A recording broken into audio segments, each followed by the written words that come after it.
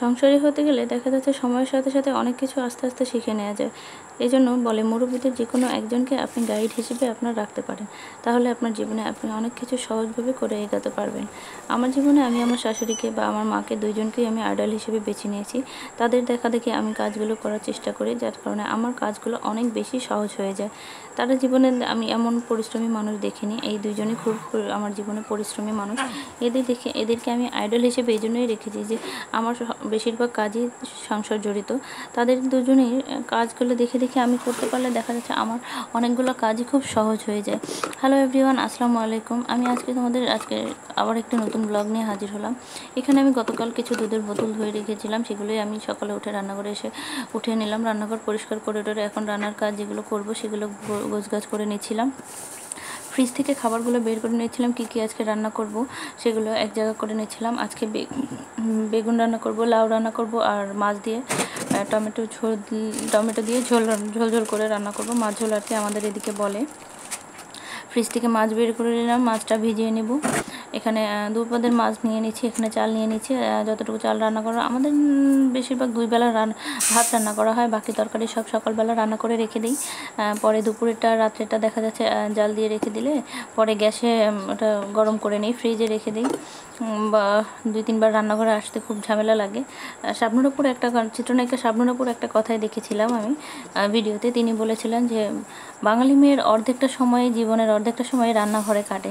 এটা কথাটা অনেকটা সত্যি হলেও আমাদের আর কি আমি মানি না পুরোপুরি সত্যি কথাটা, কারণ আমি দেখা যাচ্ছে সকালবেলা রান্নাঘরে আসলে সকালবেলার 9টা কি 9:30 বা 10টার মধ্যে আমাদের সব রান্না শেষ হয়ে যায়। 3 বেলার খাবার একসাথে রান্না করে রেখে দিই। বারবার রান্নাঘরে আসলে দেখা যায় আপুর ওই কথাটাই পুরোপুরি সঠিক হয়ে যায়। আমি এই জন্য চাই না যে আমার জীবনের অর্ধেকটা সময় রান্নাঘরে কেটে যাক। এখানে আমি যা যা রান্না করবো সেখানে ডাল বসিয়ে দিয়েছিলাম, ডাল আমি ফুটিয়ে নিলাম প্রেশার কুকারে।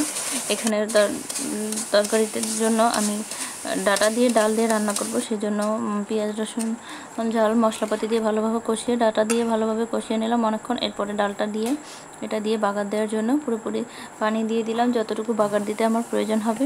এখানে আমি রান্না করছিলাম একদিকে, আর অন্য দিক দিয়ে কাটা করছিলাম। এখানে আমার ভাত হয়ে গেছে, আমি ভাতটা নামিয়ে নিচ্ছি। একদিক থেকে দেখা যায় গ্যাসের চুলা আমি খাবার রান্না করতে বসিয়ে দিই, অন্যদিকে কাঠের চুলাও রান্না বসিয়ে দিই, দুটো সব একসাথে করতে দেখে এখানে কাটা করছি না। অন্যদিকে চুলায় রান্না করছিলাম, সেটা বারবার কাঠ ঠেলে দেখছিলাম রান্না ঠিক হচ্ছে কিনা।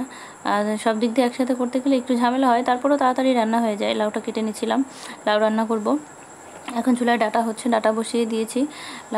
লাউটা খুবই ভালো ছিল, জালি লাউ। দেখা যাচ্ছে কি গ্রামের বাসায় হয় কি সব কিছু টাটকা টাটকা ফ্রেশ পাওয়া যায়, এই জন্য খেতে খুব ভালো লাগে। সবজিগুলো অল্প রান্না করলেও হোক, বেশি রান্না করলেও হোক, সুস্বাদু হয়।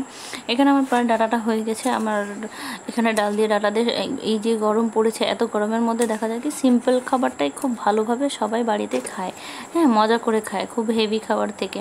আমি এখানে ডালটা নামিয়ে নিচ্ছি, ভাতটা রাইস কুকারে খুলে নিয়েছি, হাঁড়িতে ছিল যেহেতু হাঁড়িটা মাজতে দিব। ভাবি আসলে উনি মেজে দেবে। আমাদের বাইরের কাজ করার জন্য লোক রাখা আছে, আমরা ওনাকে ভাবি বলে ডাকি। এখানে আমি লাউ রান্না করবো, সেজন্য আলু দিয়ে মশলাপাতি দিয়ে ভালোভাবে কষিয়ে নিয়ে লাউটা দিয়ে দিলাম।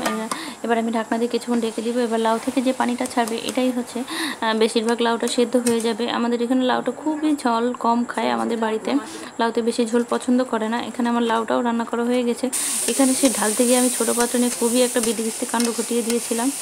এবার মাছ ঝোলের জন্য তরকারিটা দিয়ে আলু দিয়ে টমেটো দিয়ে কষিয়ে নিয়ে ভালোভাবে পানি দিয়ে দিয়েছি।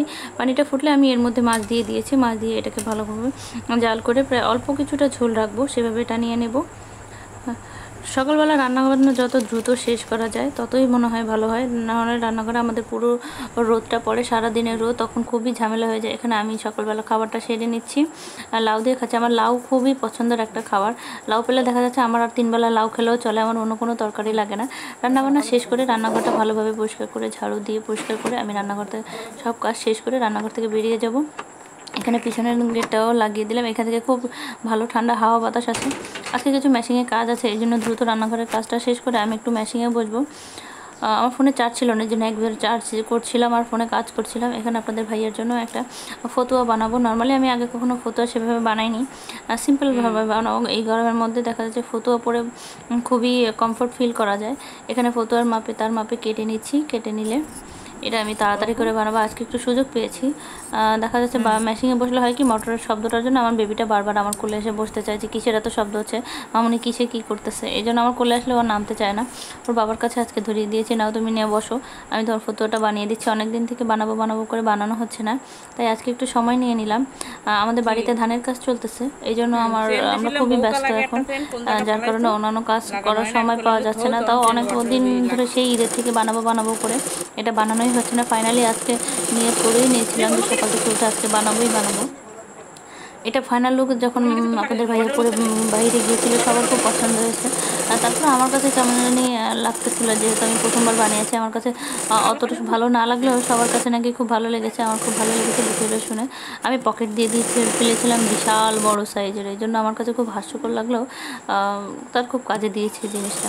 আজকের মতো এই পর্যন্ত ব্লগটা শেষ করছি। সবাই ভালো থাকবেন, সুস্থ থাকবেন, আল্লাহ হাফেজ, দেখা হচ্ছে নেক্সট ব্লগে।